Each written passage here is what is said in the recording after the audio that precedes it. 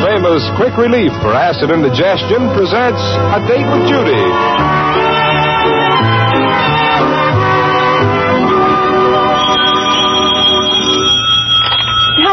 Hello, Judy. This is Oogie. Oogie, dear, my own beloved Oogie. Huh? Oogie, the man who makes my heart sing with just a glance. The man who makes each moment spent with him a thrilling adventure. But, Judy, just this morning you said I was a pot. A P-O-T pot. I know, dear one. But that was this morning and before I talked to Tootsie Whiteman. Oh, really? What did Tootsie say? She said that you were the most fascinating man in town. Oh, wow. Well, Tootsie's been out with college men. So if she saw you in that light... Yes. Well, jeepers, you must have something.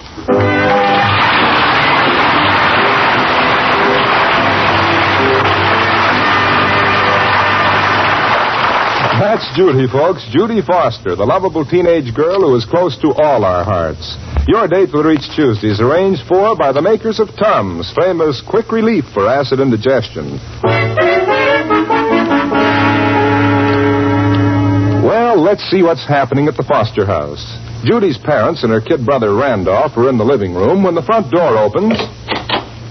And Judy was never so... Absolutely revolted in my whole life. Judy, what's the matter? Oh, Mother, it's unfair, despicable, and completely iconoclastic.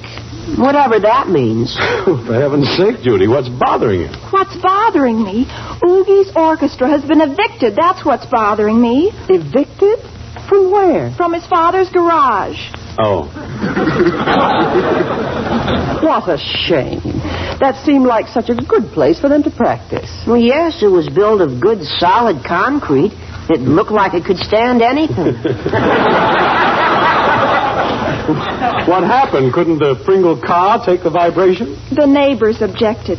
They threatened to have Oogie's father arrested for disturbing the peace. Well, I'm not surprised. When Oogie and those pan-pounders of his start booming, it sounds like all... Tut, Father. Like all the fire engines in town let loose at once. That was a neat recovery.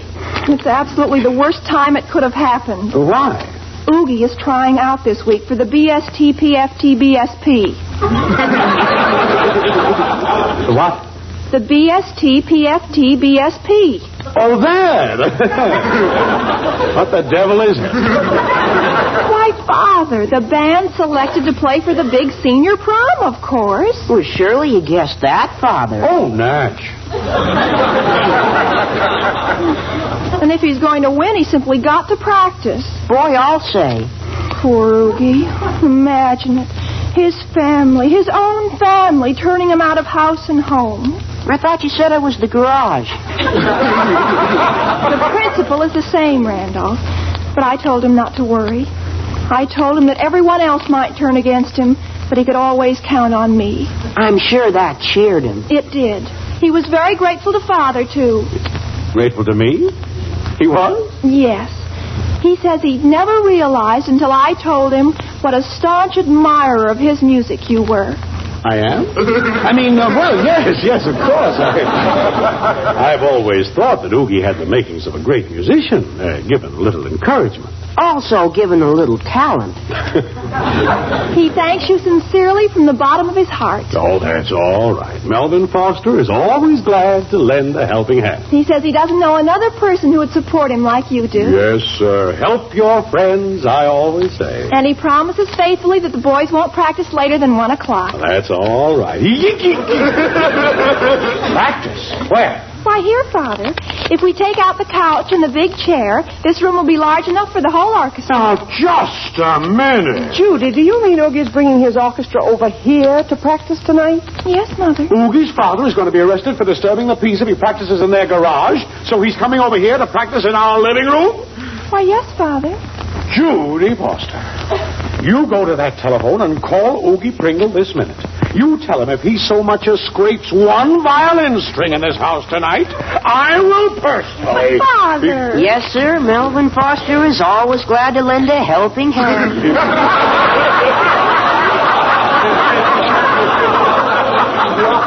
But, Father, what is Oogie going to do? The tryouts are Saturday. Oh, Melvin, I guess one night wouldn't do any harm. Well, no, we aren't speaking to the neighbors anyway. No. Positively no. Tonight, I must flatly refuse. Tonight, I have other plans. Really, Melvin? What other plans, Father? I'm going to bed.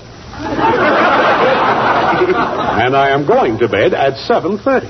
Now, there's a big evening. Oh, jeepers. Well, Melvin, don't you feel well? I feel fine. But tomorrow morning, I have to meet a very important customer who's coming in on the 5:15 train. 5:15? That's practically dawn. Yes, and it's very important that I make a favorable impression. So if there's one thing I'm determined about, it is that I am going to get a good night's sleep. I am not going to be disturbed by some kettle drum screeching, beat me, Daddy, 7 to the bar. Well, of course, Father. I'm terribly sorry I even mentioned it. I'll call Oogie right away. Tell him I'm sorry. Oh, don't worry about it, Father. Oogie wouldn't dream of bothering you tonight when you need your sleep. Well, all right. I'll just tell him to come tomorrow night. Oh, for the love of heaven.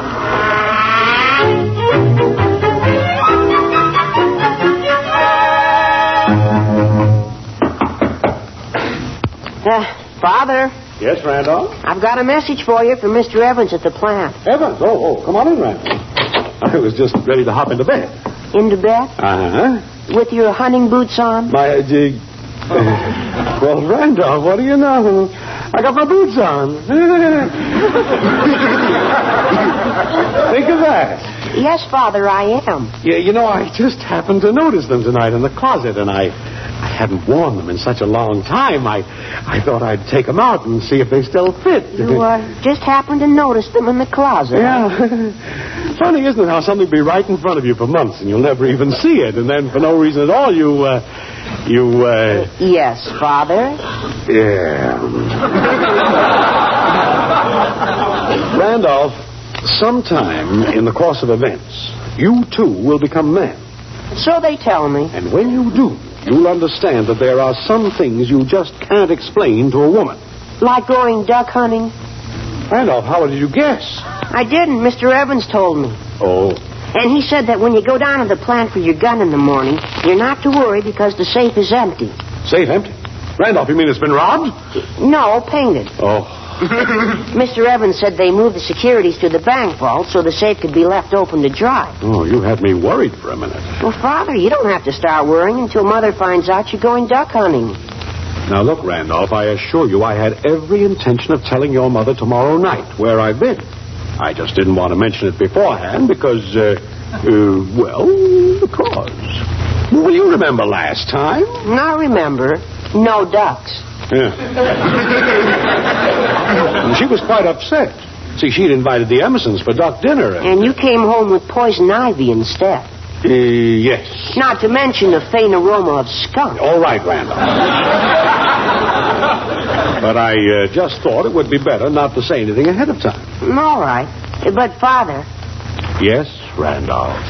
Now that I know why you're getting up so early tomorrow morning, don't you think that All right, Scrooge. Will $1 be enough?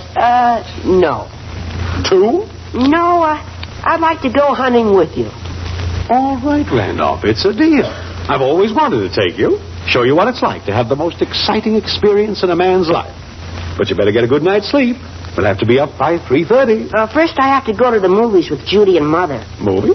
Yes, we thought that'd be the best way to keep from bothering you tonight. Oh. We want to be sure you have a good night's sleep before you meet that important customer in the morning.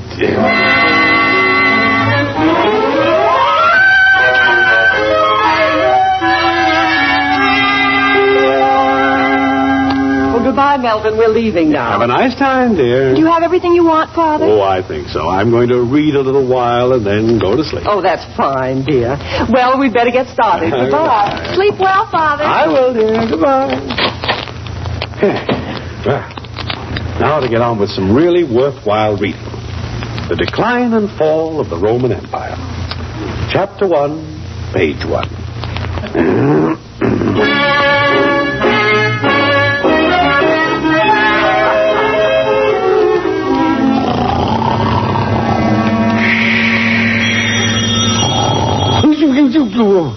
phone. Wouldn't you know it, just when I'd got to sleep. Oh, just a minute, I'm coming. Don't go down that table. I'm coming. Oh, hello. Father, is that you? Judy, something wrong? Father, I can't talk but a minute because what's it's right in the middle of the movie and I want to get back before I miss the part where Gregory Peck decides that he's been a heel after all. Well, Judy, why... I hated to leave it all, but this is the part they showed last week in the trailer, so I guess I can pick up the story all right. Well, that's lovely. Well, was that what you wanted to tell me? Oh, no, Father. Father, you sound like you've been asleep. I have. Oh. Well, the only reason I called was that I thought I should warn you that I'm expecting a call from Mitzi about a place where Oogie can practice. So you better take the phone off the hook. I wouldn't want anything to disturb your sleep. Oh.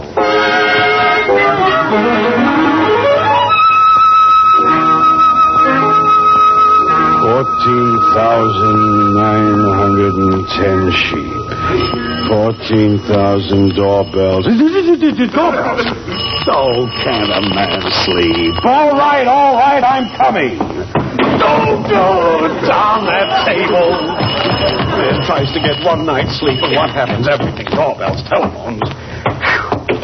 Well? Hello, Mr. Foster. Oogie Pringle, what are you doing here? Well, I've just been ringing the doorbell. Ha, ha.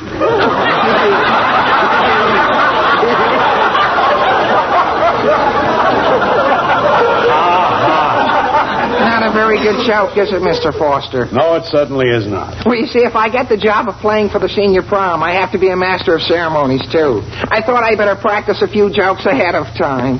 Well, when you find one, you start practicing it. Well, I thought maybe Judy'd be here and would help me. No, she isn't. Oh, gosh, Mr. Foster, were you asleep? Yes, Oogie, I was. Oh, I'm sure sorry if I woke you up. It's all right, Oogie. Any man with a telephone and a doorbell in his house should know better than to think he could get a night's sleep. Well, Mr. Foster, I can fix the doorbell so it can't ring. You can? Sure, it's very simple. You just loosen this, and then you pull out this wire and push that screw. There, it's fixed for tonight. Frankly, Steinmetz, it looks like it's fixed forever. Oh, thank you, Mr. Foster. Well, good night, and sweet dreams. Sweet dreams, Oogie. Well, back to the decline and fall of the Roman Empire.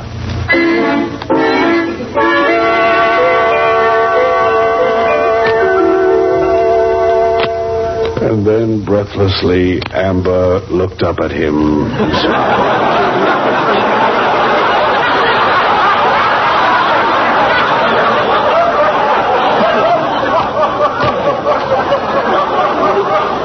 Your obedient servant, sir, she murmured. He looked at her and... What's that noise? Oh, my goodness. Somebody's breaking in. Oh, down that table. What's going on down there? Hello, Mr. Foster. Mitzi Hoffman, what are you doing throwing rocks through our windows? Oh, Mr. Foster, I didn't intend to break the window. I thought it was open. I still don't understand why you're going around throwing rocks through our windows. Well, gosh, I just had to get an important message of vital import to Judy. What message? I found a place for Oogie's orchestra to rehearse. Oh, why didn't I just let Oogie come here in the first place? Well, you see, I tried the phone, but the operator said the receiver was off the hook. Yeah, I know. And then I tried the doorbell, but nobody answered. And I just had to let Judy know before morning. So, you see, I threw the note in her window. All right, Mitzi, all right. I'm sure she'll find it. Golly, Mr. Foster, I hope I didn't disturb you. Oh, no. I never pay any attention to rocks being thrown through our windows. Were you trying to sleep, Mr. Foster? Yeah, that was the general idea. Oh, well, you see, when my father wants to sleep, he usually stuffs his ears with cotton. Cotton? He does? Yes. You just try it, Mr. Foster. Well, now, that's an idea, Mitzi. I think I will. Why, my father says he couldn't hear anything if all... Mitzi! If all the fire engines in town let loose at once. Oh. Your father says that, too, does he, Mitzi? Yes. Well, good night, Mr. Foster, and sweet dreams. Oh, yes. Sweet dreams, Mitz. Sweet dreams.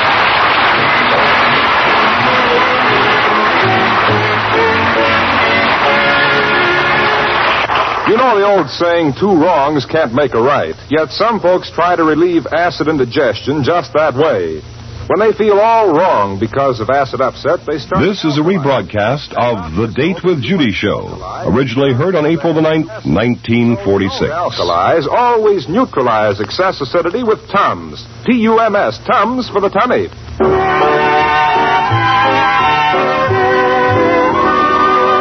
And now, back to A Date with Judy.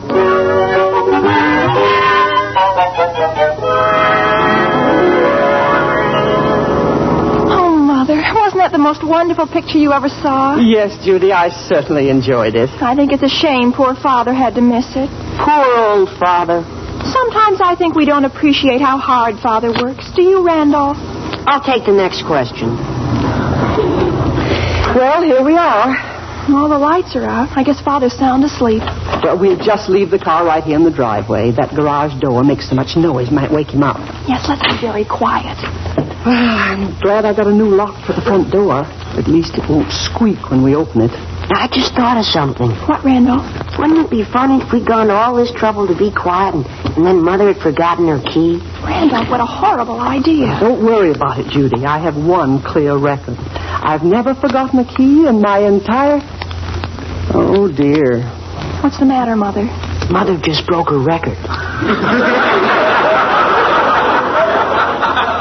Randolph, you're right. Oh, jeepers, Mother, what'll we do? Well, we're not going to disturb your father. Come on, the back door might be open.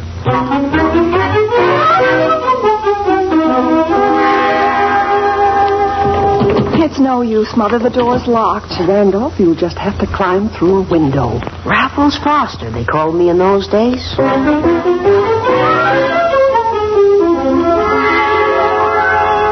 Oh, dear. Every window on the first floor is locked. I always wondered what it would be like to be a second story man. Well, there's a ladder in the garage.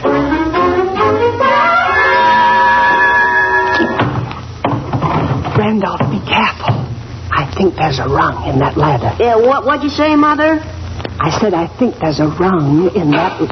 What?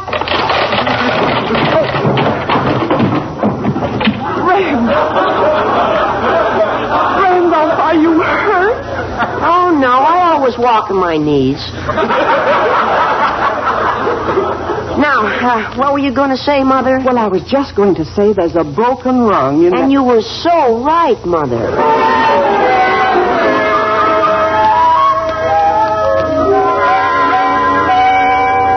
Well, there's nothing else to do. We'll just have to waken your father. Judy, will you ring the doorbell, dear? All right, Mother. I don't hear any ring, Mother. Well, I just had it fixed, so I know it works perfectly. Oh, we probably just can't hear it outside. I'll try again. This is drama. Randolph. It'll probably take your father several minutes to get down here. He's never gotten out of bed yet without hitting that night table. It's a wonder he has any toe left. It's a wonder we have any night table left. Mother, I don't hear any sounds inside. Oh, dear. Well, try knocking. Maybe the bell is out of order.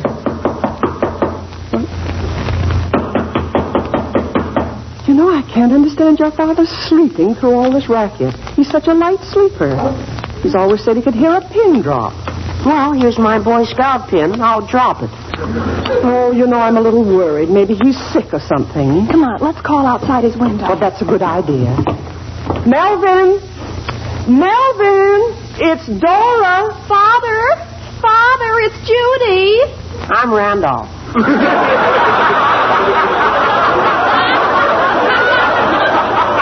It's no use. He just doesn't hear us. Randolph, that settles it. We sleep in the garage? No. We'll have to call the police. The police? Well, I'm worried. Something might have happened to your father. And I've got to get to him, even if that door has to be broken down.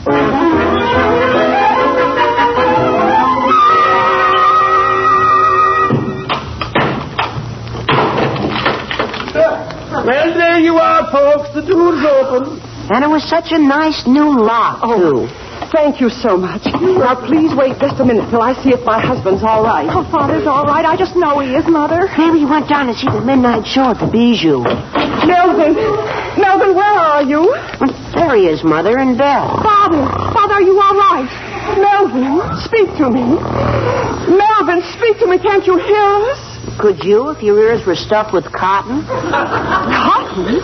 Oh, of all the ridiculous things. Putting cotton in his ears so he couldn't hear me. I'll shake him, that's what I'll do. I'll shake him. What's going on? Oh, nothing at all. We've just spent 2 horrible hours trying to waken you to let us in the house. That's all. We shouted our lungs out. Randolph is black and blue where he fell off the ladder. That I am. Then we finally called the police department, woke up all the neighbors, and the new lock on the front door smashed to smithereens. But, Dora, And you're lying here with cotton in your ears. Well, Is everything all right? Now, that's an interesting question. Yes, my father's fine. He was just sleeping. With cotton in his ears. What's that? Well, he's all right. Thank you very much for breaking the door open. Good night. Night. Oh, Melvin, it wasn't enough that you took the phone off the hook and disconnected the doorbell. You had to put cotton in your ears, too. Dora, all I wanted was to be sure I got a good night's sleep. Well, all I can say is that to warrant all the trouble he's caused, your customer surely must be important. That he is, Mother. That he is.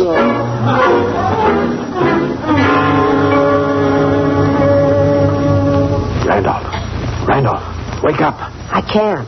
Why not? I haven't been asleep.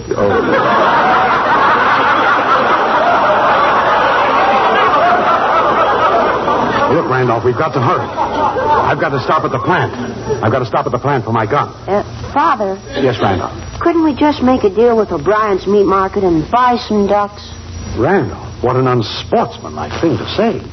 Besides, I found out last year he doesn't handle wild ducks. Oh. Now, dress quietly and we'll slip out the back door. We mustn't waken your mother or Judy.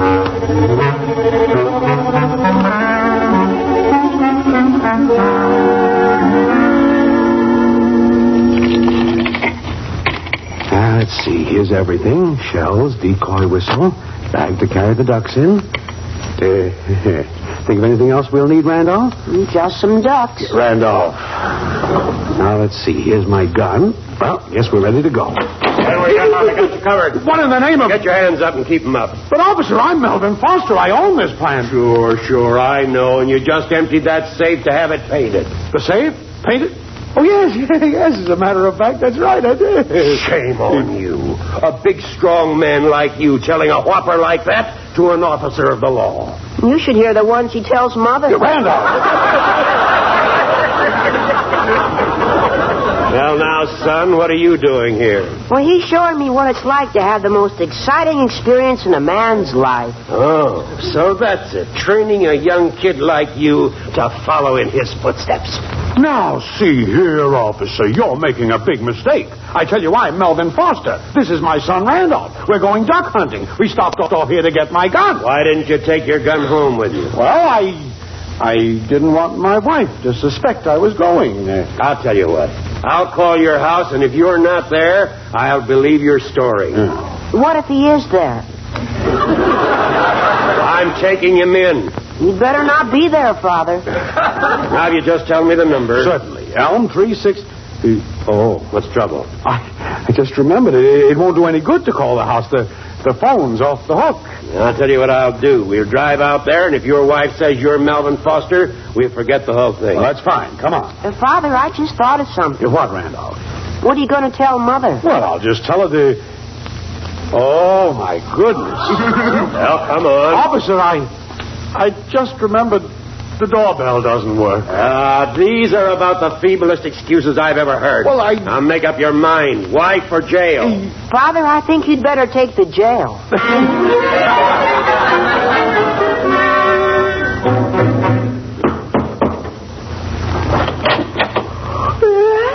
Miss, I'm sorry to wake you up at this hour, but is this Melvin Foster's residence? Yes, it is. Officer, is there anything the matter? Well, I caught a man prowling in your father's plant who says he's Melvin Foster. It's out there in my car. Oh, that's ridiculous. My father's sound asleep upstairs. This man seemed pretty positive. Well, he's mistaken. And now, if you don't mind, I'd be very grateful if you'd go away quietly. My father's likely to hear the noise, and it's absolutely imperative that he not be disturbed. Yeah, that's that. Mr. Foster? Yes. The young lady says you're upstairs sound asleep. Oh, that's ridiculous. Look, try again. Ask her to go look to see if her father's there. Have a look for me, too. Well... Look, let me come with you. Okay. But you're going to be mighty sorry if you are upstairs.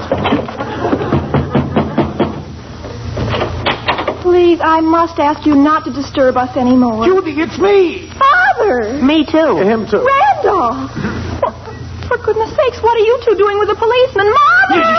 Judy, you don't have to wake up your the whole neighborhood. Well, what on earth is the Melvin!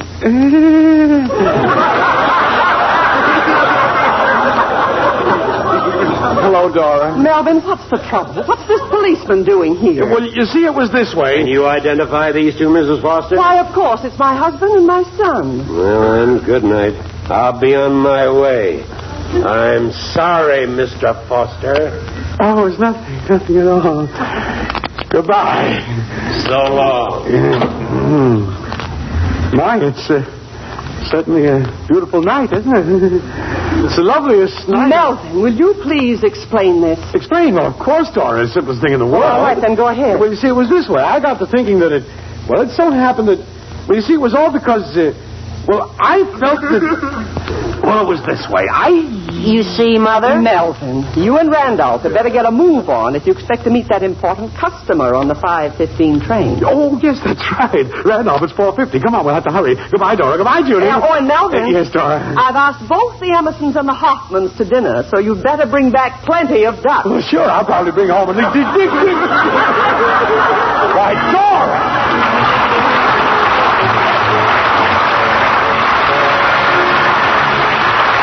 Hold on. We'll be back with the Fosters in a moment.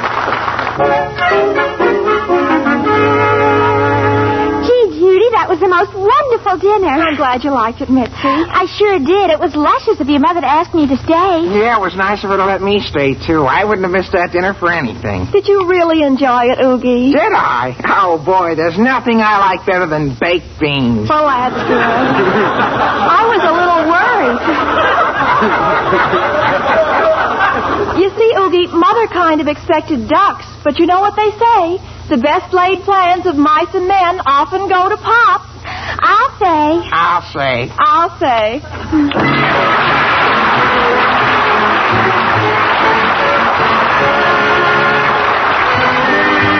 A Day with Judy is written by Eileen Leslie and stars Louise Erickson. Randolph was played by Tommy Cook. Mr. and Mrs. Foster are played by John Brown and Myra Marsh. Oogie by Scott Elliott, and Mitzi by Sandra Gould. Original music was composed by Paul Sawtell and conducted by Konstantin Bakalinikov. The program was produced and directed by Helen Mack. And this is Doug Gourley inviting you to be with us again next Tuesday at this same time to keep your date with Judy. And remember, night and day, at home or away, always carry Tums. Tums.